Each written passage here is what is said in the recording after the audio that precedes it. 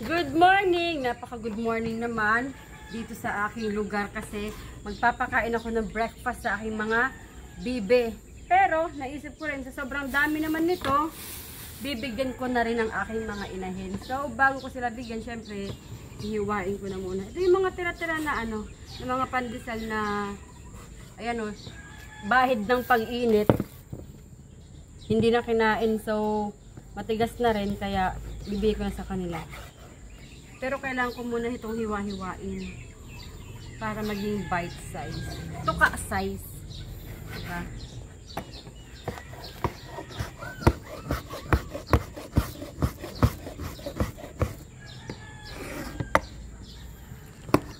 Guys, may nagtanong kay Barangay Donna kung mayroon pa siyang cobra or naked neck chicken.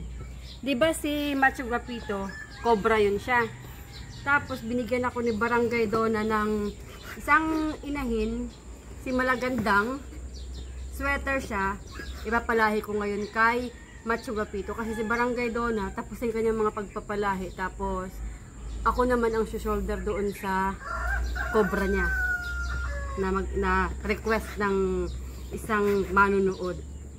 So ito, makikita nyo si Malagandang kasi bibigyan ko nga sila ng pandesal for breakfast. Madami-dami rin guys, oh. Ito yung papa-breakfast ko sa aking mga inahin. So, let's go! Dami-dami fooders, tinapay. So, ito, oh. Yan lang yung kanilang kakainin. Sarap naman yan. Kanilang breakfast is tinapay. Pero syempre, hindi lang ito yung kanilang kakainin. Kumbaga ano lang ito sa kanila.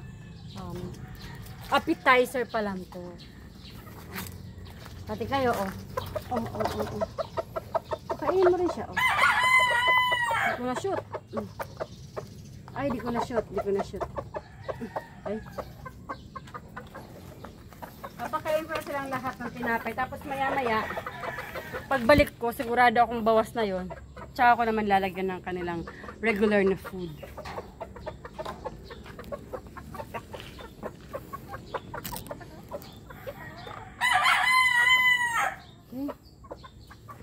Yan. Mayroon na silang pagkain doon. Kinukuha pa yun nandito.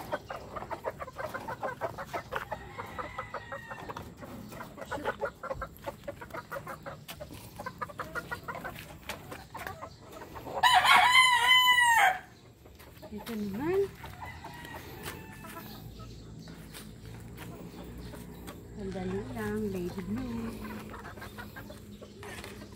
Okay. Sandali lang, wala pa. Baka lumabas na. Lumalabas yun eh. Yan, para hindi ka excited ka masyado.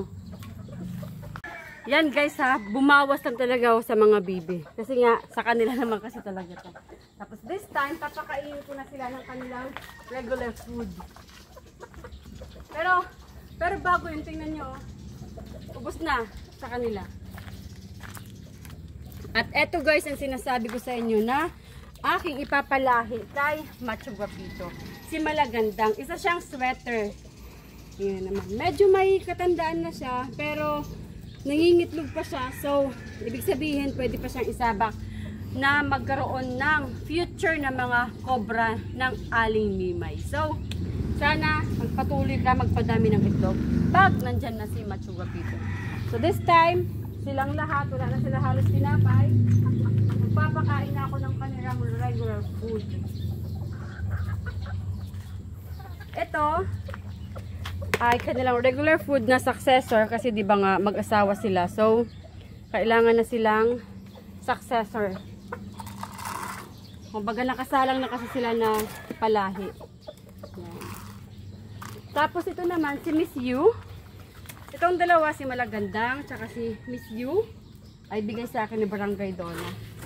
So ako na ang bahala kung kanino ko sila pwedeng isalang or anong lahi ang pwede sa kanila. So yun, ang naano na is yung cobra, si Malagandang cobra na manok. Si Macho Guapito nga. Tapos ito si Miss Yu, isang golden sweater. Wala pa akong naiisip na pwedeng i-partner niya.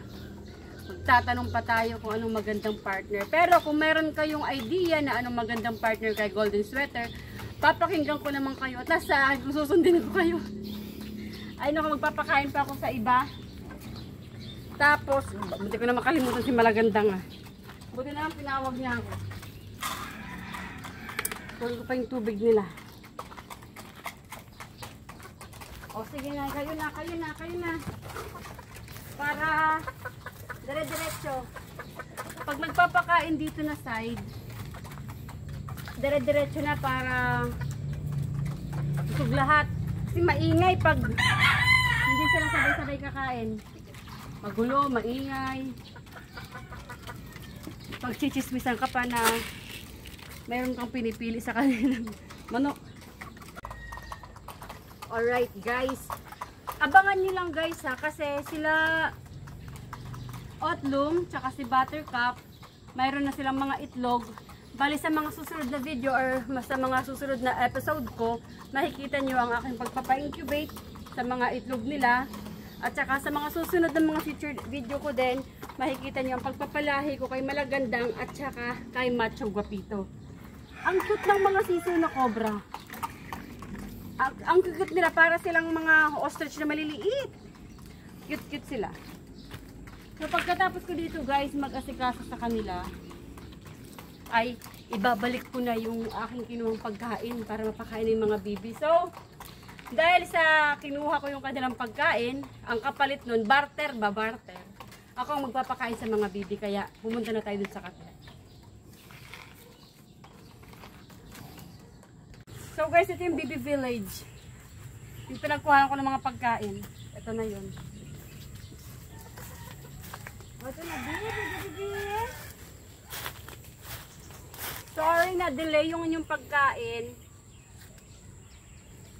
Pero ito na yun siya.